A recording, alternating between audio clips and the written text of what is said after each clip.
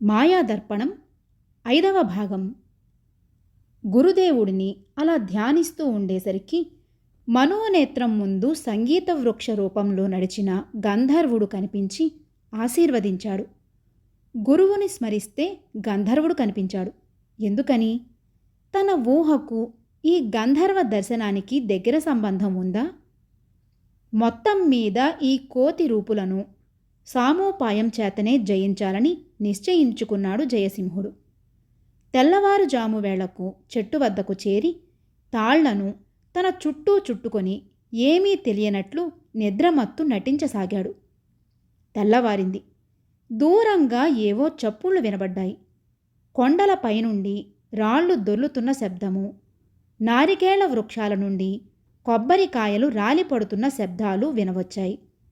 కోతి రూపులు దండుగా బయలుదేరి వస్తున్నారని జయసింహుడు ఊహించాడు. తన వద్ద దాచిపెట్టిన వేణువు తీసి ఊదసాగాడు. గంధర్వుడు ప్రసాదించిన వరాన్ని ఇలా ఉపయోగించుకున్నాడన్నమాట. జయసింహుడి ఎత్తు ఫలించింది. ఊహ నిజమైంది. కోతి రూపులు జయసింహుడి గాన మాధుర్యానికి లోబడిపోయారు. గుంపులు గుంపులుగా వస్తున్న కోతి రూపులు ఈ సంగీతం విని నాట్యం చేయసాగారు. వారంతా జయసింహుడిని చుట్టుముట్టి గెంతుతూ ఉన్నారు.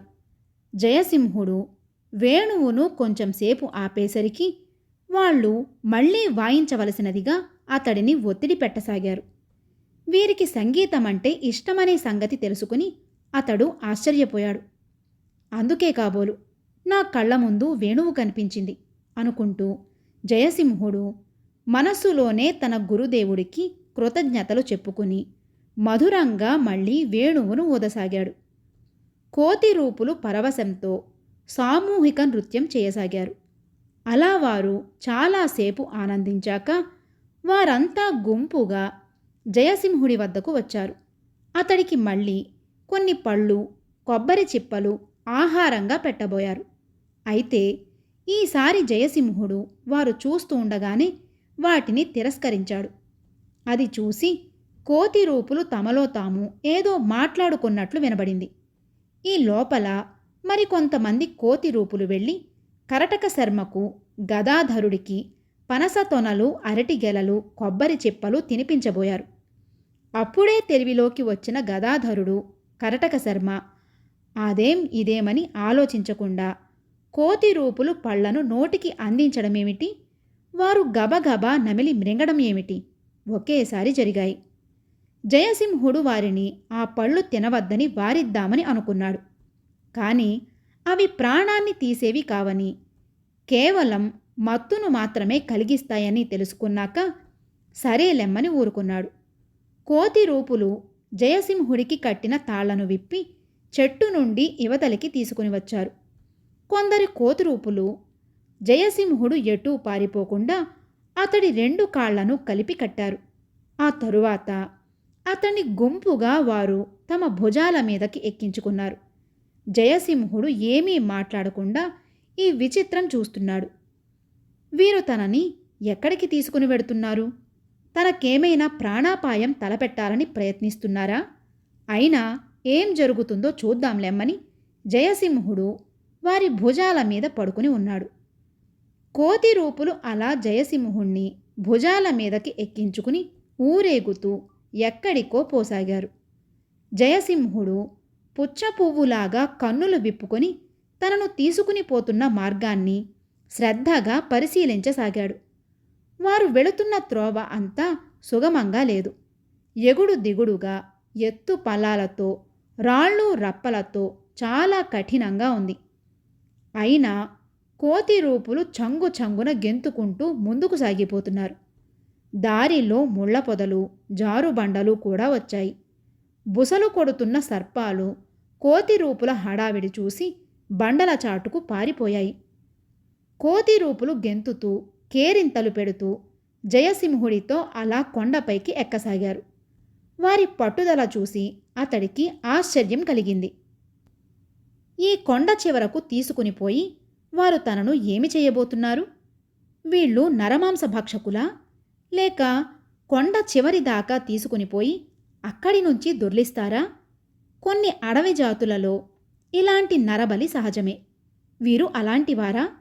అలా అయితే ముగ్గురిని తీసుకుని రాక కేవలం తనను ఒక్కడినే ఎందుకు తీసుకుని వచ్చినట్లు? ఈ చిక్కు ప్రశ్నలకు జయసింహుడు సమాధానం ఆలోచించే లోపలే కోతి రూపులు మరికొంత ముందుకు సాగిపోయారు. అలా పోయి వారు దాదాపు పర్వతాగ్రానికి చేరుకున్నారు. అక్కడ సెలయేళ్లతో దట్టమైన చెట్లతో కూడిన ఆ ప్రదేశం చాలా అందంగానూ భయంకరంగానూ ఉన్నది. అక్కడ ఒక గుహాముఖానికి సమీపంగా వెళ్ళి కోతి రూపులు జయసింహుడిని క్రిందకి దించారు. ఆ తరువాత అంతా గుహ ముందు నిలబడి కిచకిచలాడుతూ లోపలి నుండి ఎవరినో పిలవసాగారు. ఇంతలో గుహలో నుండి ఏదో శబ్దం వినిపించింది. కోతి రూపులు అందరూ తమ మోకాళ్ల మీద వంగి గుహకు నమస్కారం పెడుతూ కూర్చున్నారు. అప్పుడు గుహలో నుండి ఒక వ్యక్తి బయటకు వచ్చాడు. సుదీర్ఘమైన జడలు, పొడవైన గెడ్డము కల ఆ వ్యక్తిని చూడగానే కోతి రూపులంతా కిచకిచలాడుతూ ఏదో చెప్పబోయారు. అతడిని చూడగానే ఎవరో ఋషి అని భావించాడు జయసింహుడు. అతడు పొడవైన చేతికర్ర సహాయంతో అడుగులు వేస్తూ ముందుకు వచ్చి జయసింహుణ్ణి చూశాడు.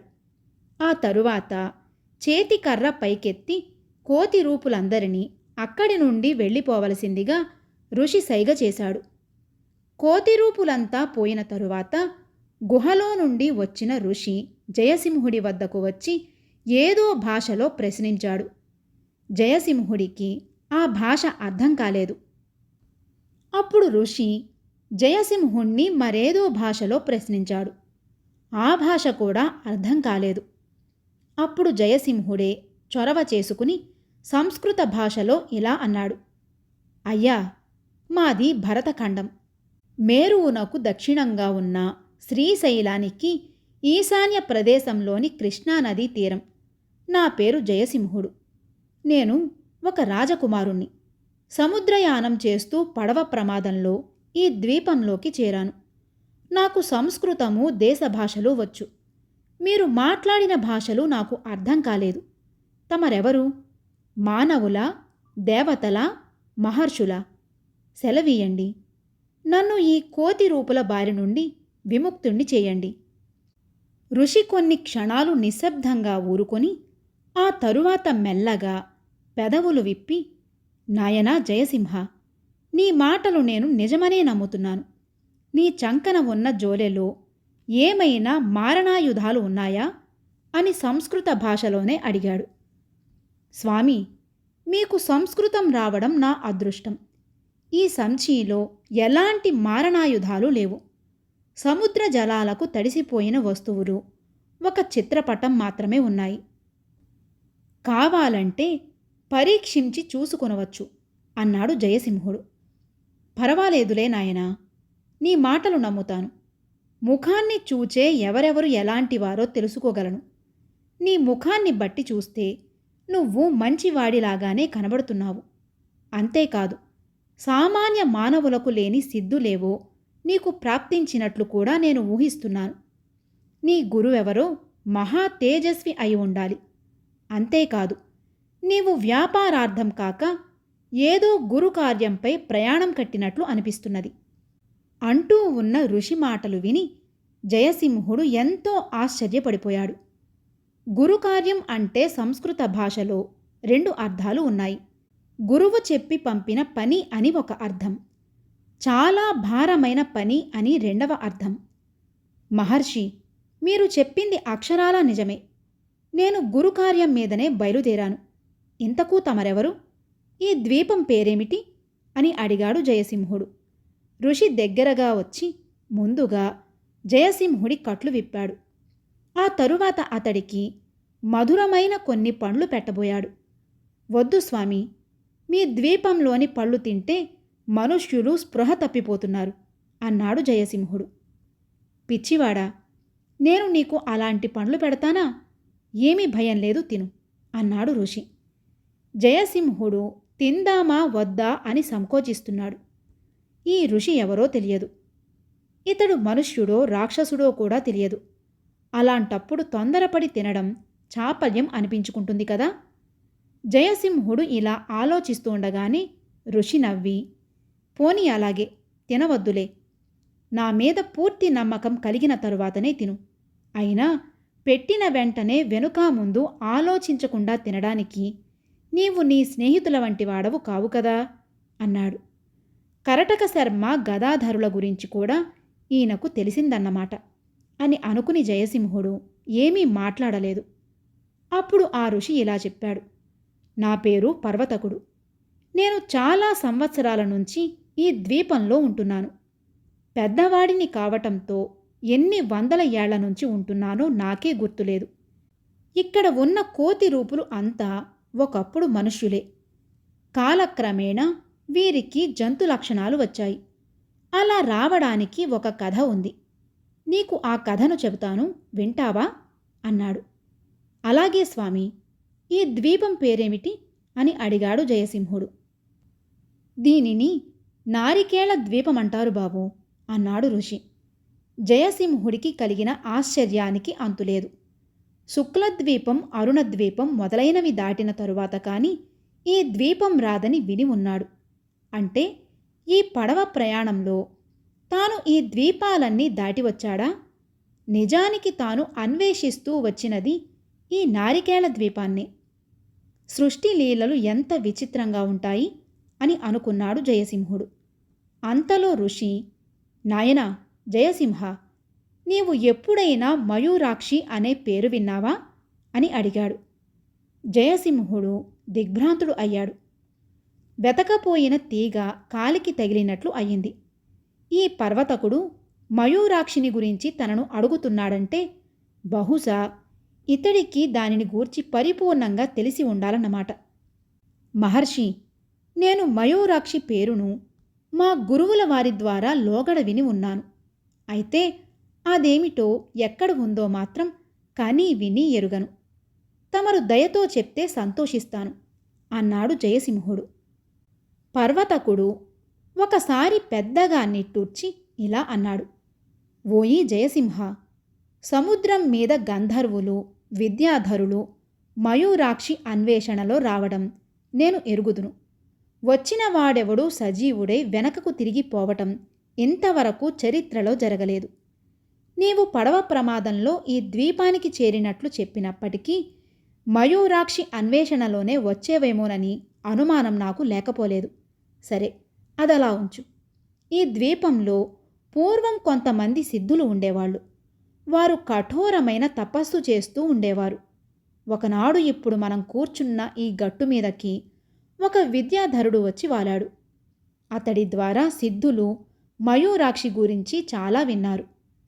సర్వశక్తులను ప్రసాదించే మయూరాక్షి ఎక్కడో ఉందని, దాని రహస్యం తెలియాలంటే నారికేళ ద్వీపంలోనే లభ్యమవుతుందని ఆ విద్యాధరుడు విన్నాడట. ఇంకేం, ఈ ద్వీపంలోని సిద్ధులకు అత్యాశ పుట్టుకొచ్చింది. మయూరాక్షి ఉండే ద్వీపాన్ని చేరే మార్గానికి సంబంధించిన రహస్యాలను విద్యాధరుడు, సిద్ధులు కలిసి ఈ ద్వీపం అంతా తిరిగి అన్వేషించడం మొదలుపెట్టారు. అలా వెతకగా వారికొక తామ్ర శాసనం లభించింది. దానిని వారు చదవడానికి ప్రయత్నించారు. అయితే దాని మీద సాంకేతిక లిపి వారికి అర్థం కాలేదు. దాని మీద బొమ్మలను బట్టి వారు మయూరాక్షి ఉండే స్థలం ఈ దిశగా ఉంటుందని ఏదో ఊహించుకున్నారు. అదే నాయనా వారు చేసిన మహాపరాధం. వారు ఆ అన్వేషణలో తప్పు మార్గాన్ని తొక్కారు. ఫలితంగా విద్యాధరుడు ప్రాణాలను పోగొట్టుకున్నాడు. సిద్ధులకు అందమైన తమ రూపాలు పోయి కోతి రూపాలు వచ్చాయి. అంతేకాదు, వారి నోళ్లు కూడా పడిపోయాయి. అయితే ప్రాణాలతో మాత్రం బయటపడ్డారు. దుఃఖంతో మళ్ళీ ఈ దీవికి చేరుకున్నారు. కొందరికి మతిపోయింది, కొందరు పశుప్రాయులైనారు. ఇలా మళ్ళీ 2 తరాలు గడిచాయి. వారి సంతతి వారే ఈ కోతి రూపులు. నేను సర్పిష్మతి మూలికను తిన్నవాణ్ణి కాబట్టి ఆ మూలిక ప్రభావం వల్ల ఇంతకాలం బ్రతికి ఉన్నాను. నాకు చావు రాదు. అట్లని నేను ఈ విచారాన్ని దిగమ్రింగుకొని ఉండలేను. ఈ ద్వీపంలోని వారికందరికీ నేనే గురువును. నా కళ్ళ ఎదుట ఒక తరం తరువాత మరొక తరం వస్తున్నది. కానీ వీరి కష్టాలకు విమోచన లేకుండా పోయింది. వీరికి అతిథి మర్యాదలు తెలుసు. కొత్తగా వచ్చిన వారిని పాలు పళ్ళు పనసతొనలు ఇచ్చి సత్కరిస్తారు. అయితే వీరికి వివేకం లేకపోవడంతో ఒక్కొక్కప్పుడు తమకు తెలియకుండానే మత్తు కలిగించే కొన్ని పళ్లను కూడా అతిథులకు పెడుతూ ఉంటారు. బహుశా నీ మిత్రులిద్దరూ అలాంటి మత్తులోనే పడిపోయి ఉంటారు. అంతేకాదు, మా ద్వీపవాసులకు సంగీతమంటే మహా ఇష్టం. అది వారికి జన్మ సంస్కారంగా సంక్రమించింది. నీవు వేణువు ఊదావు చూడు, అది విని వారు పరవశించిపోయారు. నీవు ఎవరివో దేవదూతవని వారు అనుకున్నారు. అందుకే నా వద్దకు నిన్ను ఇలా తీసుకువచ్చారు. పర్వతకుడు చెప్పినదంతా జయసింహుడు విని ఎంతో ఆశ్చర్యపడి, స్వామి, మీకీ విషయాలన్నీ ఎవరు చెప్పారు అని అడిగాడు. పర్వతకుడు నవ్వుతూ జయసింహుడిని చూసి, మా పిల్లలే చెప్పారు నాయనా. వీరు నాకు బిడ్డలతో సమానం. వీళ్లకు మాట రాకపోయినా సకిలింతల ద్వారా, కొన్ని అభినయాల ద్వారా తమ భావాలను వ్యక్తం చేయగలుగుతారు. అది నేను తెలుసుకోగలను అన్నాడు. క్షమించండి స్వామి, నేను వీరిని అపార్థం చేసుకున్నాను. వీరు ఇచ్చిన ఆతిథ్యం కూడా స్వీకరించలేదు. అంతేకాదు, వీరు ఏ ప్రమాదకరమైన జంతువులో అని భావించి అవసరమైతే వీరందరినీ నిర్మూలించాలని కూడా ఆలోచించాను అన్నాడు జయసింహుడు వినయంగా. అది చాలా తప్పు నాయనా. వాళ్ళు నీ దగ్గరకు రాలేదు. నీవే వారి ద్వీపానికి వచ్చావు. వచ్చి వాళ్లను చంపాలనుకోవటం మహాపాపం. సరే, ప్రాణరక్షణ కోసం ఏదో అలా అనుకున్నావని సరిపెట్టుకుంటాను. ఇంతకు నీకు కావలసిందేమిటి?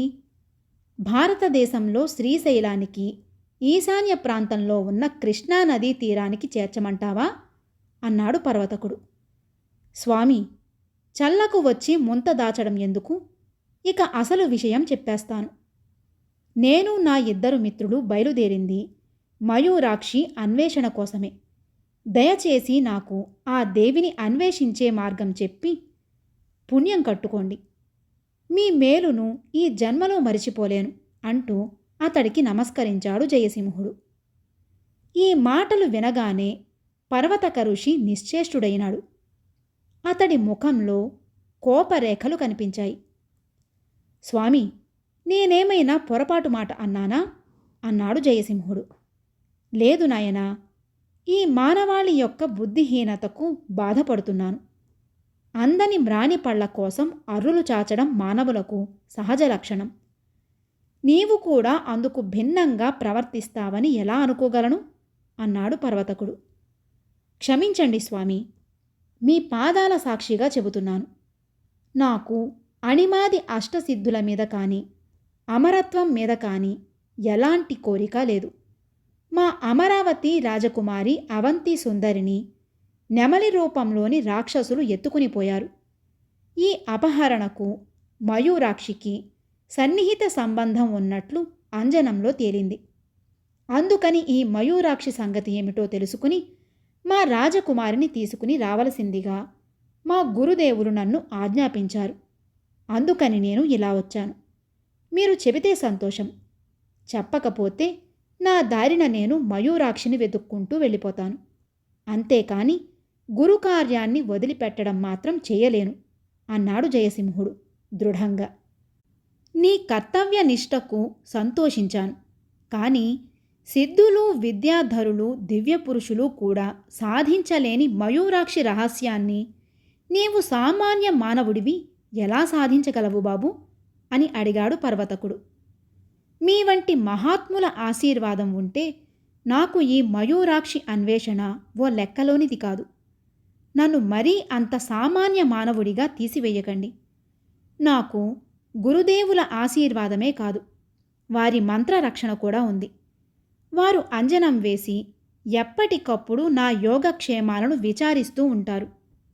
అవసరమైతే అక్కడి నుండి తమ మంత్రశక్తి ద్వారా నాకు ప్రాణరక్షణ కల్పిస్తూ ఉంటారు అన్నాడు జయసింహుడు. ఓరి పిచ్చివాడా, ఈ మాత్రం రక్షణలు లేకనేనా విద్యాధరులంతా నశించిపోయినది? మయూరాక్షి ఉన్న ప్రదేశానికి ఎలాంటి వ్యక్తులు ప్రవేశించలేరు సరికదా, మంత్రరక్షణ కూడా నిరుపయోగమేనని విన్నాను అన్నాడు పర్వతకుడు. నాకు కామరూప విద్య వచ్చు, ఆకాశగమనం తెలుసు, జ్యోతిష్మతి మూలికను స్వాధీనం చేసుకున్నవాడిని. అంతేకాదు, ఓ గంధర్వుడి వలన దివ్య గాంధర్వ గానం కూడా లభించింది అన్నాడు జయసింహుడు. అలా చెప్పు, అందుకే మా పిల్లలంతా నీ వేణువు చేత ఆకర్షింపబడ్డారు. కానీ నాయనా, ఈ జ్యోతిష్మతులు, సర్పిష్మతులు మయూరాక్షి ద్వీపంలో పనిచేయవని విన్నాను అని హితవు చెప్పాడు పర్వతకుడు. ఏమైనా కానీయండి, నా అన్వేషణ మాత్రం ఆపడానికి వీలులేదు అన్నాడు జయసింహుడు. మంచిది. పరమేశ్వరుడి సంకల్పం ఎలా ఉందో ఎవరికి తెలుసు? మయూరాక్షి ద్వీపానికి సంబంధించిన రహస్యం తెలుపగలిగింది ఈ తామ్రశాసనం ఒకటే. ఎవరూ సరిగ్గా చదువలేని ఆ రాగి రేకును నువ్వు చదవగలవా అన్నాడు పర్వతకుడు. కొంతసేపు జయసింహుడి నోట మాట రాలేదు. పర్వతకుణ్ణి చూస్తూ ఉండిపోయాడు. ఆ తరువాత తన గురువును స్మరించి మనోధైర్యం తెచ్చుకున్నాడు. ప్రయత్నిస్తాను, చూపించండి అన్నాడు జయసింహుడు నిశ్చలంగా. జయసింహుడు చదవగలడనే నమ్మకం పర్వతక ఋషికి కలగలేదు. అయినా చూపించడం తన కర్తవ్యంగా భావించి జయసింహుడిని వెంటబెట్టుకుని తామ్రశాసనం దాచిన ప్రదేశానికి బయలుదేరాడు. ముందు జయసింహుడు, వెనుక పర్వతకుడు కొంత దూరం సాగిపోయారు. మార్గమధ్యంలో దట్టమైన ముళ్ల పొదలు, కాళ్ళు తెగిపోయేటట్లు కోసుగా ఉన్న రాళ్ళు వచ్చాయి. అతి కష్టం మీద ఆయాసంతో పర్వతకుడు నడుస్తున్నాడు. అది చూసేసరికి జాలి కలిగింది జయసింహుడికి. జయసింహుడి భావాన్ని పర్వతకుడు అర్థం చేసుకుని, బాబూ, ఏం చెయ్యను?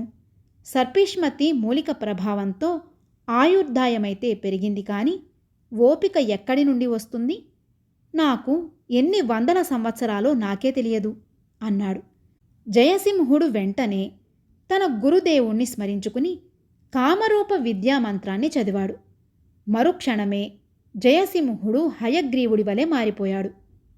స్వామి, నా మీద ఎక్కండి, మిమ్మల్ని మోసుకొని చెంగు చెంగున తీసుకుని పోతాను అంటూ జయసింహుడు 4 కాళ్ళు వంచి నేలబారుగా కూర్చున్నాడు. పర్వతకుడు నవ్వుతూ ముందుకు వచ్చి అతడి భుజాన్ని తట్టాడు. నీ విద్యకు సంతోషించాను, కానీ మయూరాక్షి ముందు ఈ కామరూప విద్య ఎంత? కొందరు విద్యాధరులకు కూడా ఈ విద్యలు వచ్చు, అయినా వారు దిక్కులేని చావు చచ్చారు. నిన్ను నిరుత్సాహపరచడం కోసం నేను ఇలా అంటున్నానని అనుకోవద్దు. నేను నీవు ఆశించిన ఫలితం ఎంత ప్రమాదకరమైనదో తెలియచేయడం కోసమే ఇలా చెబుతున్నాను అంటూ అతడి భుజం మీద కూర్చున్నాడు పర్వతకుడు. దానితో జయసింహుడిలో పట్టుదల పెరిగి, స్వామి, మీలాంటి వారి దయ ఉంటే చాలు. దారి చూపుతూ ఉండండి, నేను గెంతుకుంటూ వేగంగా ముందుకు పోతాను అన్నాడు. పర్వతకుడు దారి చూపుతూ ఉండగా హయగ్రీవుడు కొండను ఎక్కుతూ ముందుకు సాగిపోయాడు. అలా కొంత దూరం పోయారు. ఆ సరికి భయంకరమైన బుసలు వినిపించాయి వారికి. జయసింహ, మనం ఇప్పుడు సర్పాల కోనకు వచ్చాము. ఇక్కడ కొండ చిలువలు, నాగుపాములు గుట్టలు గుట్టలుగా పడి ఉంటాయి. దీనిని దాటితే కాని తామ్ర శాసనం ఉన్న గుహను చేరలేము అన్నాడు పర్వతకుడు. ఇంత భయంకరమైన సర్పాల బారి నుండి ఎలా తప్పించుకోవడం స్వామి అని జయసింహుడు అడిగాడు. అప్పుడు పర్వతకుడు, అది మానవ మాతృలకు సాధ్యం కాదు. విద్యాధరులు, గంధర్వులు ఎగురుకుంటూ పోతూ ఉండేవారు అన్నాడు. అలా అయితే నేను కూడా ఎగురుకుంటూ పోగలను, కానీ మీరు అవతలికి ఎలా చేరగలరు అని జయసింహుడు అడిగితే పర్వతకుడు నవ్వి, ఈ సర్పాలన్నీ తపనోదయ సమయం నుండి కొన్ని ఘడియలు నిద్రపోతాయి. అందువల్ల అరుణోదయ సమయానికి ముందే నేను అక్కడికి చేరుకునేవాణ్ణి. నా వద్ద ఉన్న కొన్ని మూలికలతో వాటికి మత్తు కల్పించి ముందుకు సాగిపోయేవాణ్ణి. అలా అప్పుడప్పుడు కొన్నిసార్లు చేశాను అన్నాడు. ఇప్పుడు సూర్యుడు బాగా నడినెత్తి మీదకి వచ్చాడు కాబట్టి మీ విధానం ఫలించకపోవచ్చు అన్నాడు జయసింహుడు. అవును, నేను ఇక్కడే ఆగుతాను. నీవు చిలకలాగా మారి ఎగురుకుంటూ ముందుకు పో. అక్కడ ఒక గుహ వస్తుంది. దాని లోపలికి నిర్భయంగా పో. గుహ చుట్టూ పాములు, గబ్బిలాలు ఉంటాయి. కానీ భయపడవద్దు. అక్కడ ఎత్తు అయిన ఒక రాతి మీద శిలామందసం ఉంటుంది. నిజానికి అది పెట్టె కాదు, ఒక రాతి సొరంగ ద్వారం. మందసాన్ని చమత్కారంగా తెరిస్తే గుహలో ఒక చోట రహస్య మందిరం కనబడుతుంది. అక్కడ ఎత్తు అయిన ఒక వేదిక మీద తామ్రపత్రం ఉంటుంది. శ్రద్ధగా చూస్తే తప్ప అది తామ్రపత్రమని తెలియదు. దానిమీద లిపిని పఠిస్తే మయూరాక్షి మాయలను గూర్చి నీకు చాలా సమాచారం తెలుస్తుంది అన్నాడు పర్వతకుడు. మహర్షి, ఈ పని నేను విజయవంతంగా సాధించుకుని వస్తాను. అప్పటి వరకు తమరు ఇక్కడే విశ్రమించండి.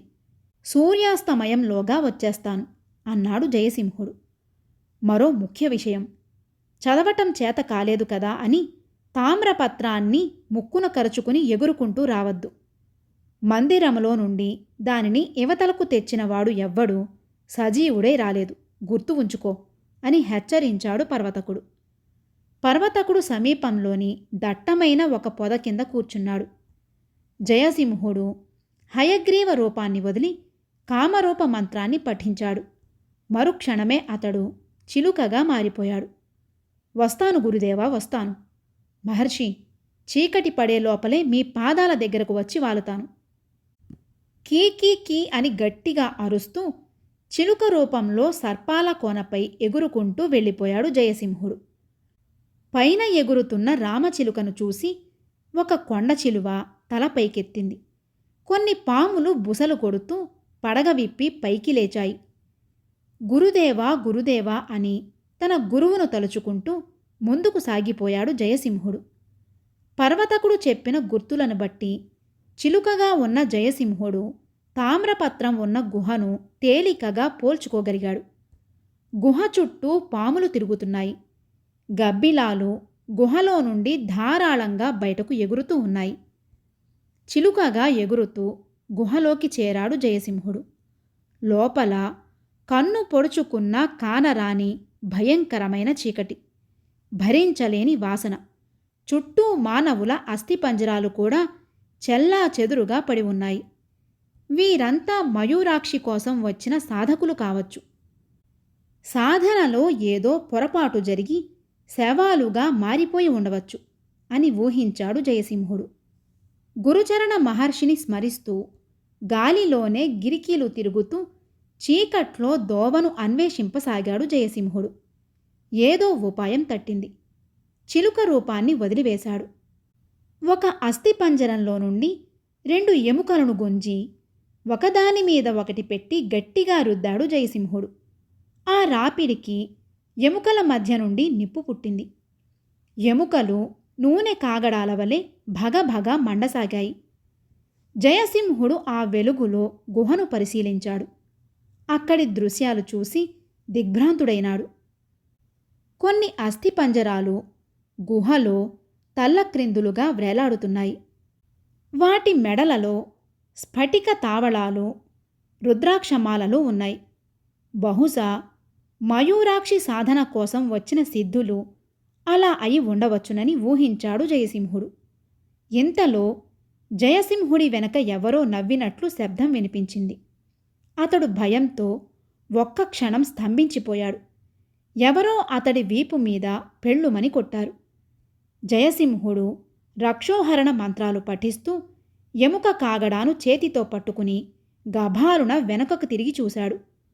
ఒక దెయ్యపు గబ్బిలం అతడి వీపు మీద దబదబా బాది భయంకరంగా అరుస్తూ గుహలో నుండి బయటకు పరిగెత్తిపోయింది. ఈ గబ్బిలాల దెబ్బలతో గుండె ఆగిపోయి కొందరు సాధకులు మరణించి ఉంటారు అని అనుకుంటూ అతడు మెల్లగా శిలామందసాన్ని తిప్పాడు. అవతలి కుడ్యద్వారం తెరుచుకుంది. అందులో ఎత్తైన వేదిక మీద తామ్రపత్రం కనిపించింది. దాన్ని గట్టిగా చుట్టుకుని ఒక భయంకరమైన సర్పం పడుకుని ఉంది. జయసింహుడు ఎముక కాగడాతో దానిని తరమబోయాడు. కానీ అది భయపడకుండా అలాగే పడుకుని ఉంది. కామరూప విద్య నేర్చుకోవడానికి ముందు గురువు వద్ద బహుశ్రద్ధగా జయసింహుడు మరికొన్ని ముఖ్యమైన మంత్రాలను నేర్చుకుని ఉన్నాడు. అందులో గారుడం ఒకటి. ఇది గరుత్మంతుడికి సంబంధించిన మంత్రం. ఎవరైనా మంత్రాలతో సృష్టించిన పాములను ఒక నిక్షేపానికి కాపలా ఉంచితే ఆ మంత్రసర్పాలు ఈ గారుడ విద్యా ప్రభావంతో నశిస్తాయి. ఈ కష్ట సమయంలో గారుడ మంత్రాన్ని ప్రయోగించాడు జయసింహుడు. అది ఫలించింది. అక్కడ కాపలాగా ఉన్న మంత్రసర్పం చూస్తూ ఉండగానే అదృశ్యమైపోయింది. జయసింహుడు తామ్రశాసనాన్ని చేతిలోకి తీసుకుని శుభ్రంగా తుడిచి చదవడానికి ప్రయత్నించాడు. అయితే అందులో ఏముందో అతడికి అర్థం కాలేదు. శాసనం మీద కొన్ని బొమ్మలు, మరికొన్ని గీతలు, ఇంకొన్ని సంకేతాలు ఉన్నాయి. కాబట్టి ఇది నాగరి లిపి, బ్రహ్మీ లిపి వంటి మానవులకు సంబంధించిన లిపి కాదని, ఇదేదో ఎవరికీ అర్థం కాని బొమ్మల భాష అని గ్రహించాడు జయసింహుడు.